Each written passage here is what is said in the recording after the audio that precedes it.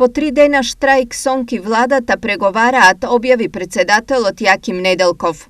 Ако навистина има добар предлог, ние и не би спиеле цела ноќ, би работеле со нашето членство за да изнајдеме решение. Меѓутоа сепак велам, ако имаме соодветно коректно и понуда која што навистина ќе може да помине во членство.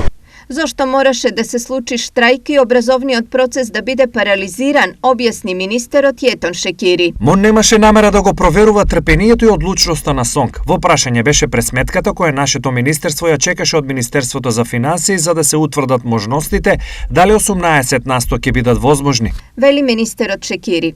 Двете страни денес ги започнаа разговорите за решение, но во меѓувреме незадоволство поради штрајкот се собра прилично. Како не е лошо, па децата губат настава, не дојдат се, дека ќе не. А кога ќе они стаса со тоа да мислам да се дојдат за школата да не. Нормално е деца, нормално е дека трпат. Ама што може да се помогне со тоа? Нормално е дека трпат.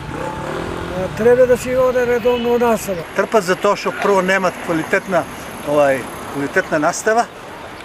Тоа покажуваат анкетите, нема нигде ни на шенгенска листа, ни на никаква листа образованието не нема и трпат и е срамота како се однесуваат професорите. Наставниците имаат право на штрајк, а учениците имаат право на образование, така?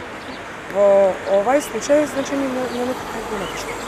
Во меѓувреме ВМРО ДПМН најави предлог закон во намерата да се најде решение за проблемот. ВМРО ДПМН во потекот на овие неколку дена ќе го поднесе законот за нивелирање на платите со коефициент за сложеност за наставниот кадар во државата. Со тоа сметаме дека ќе настане одредено нивелирање, а и ќе се реши проблемот што се појави од неспособноста и слабата калкулација на владата.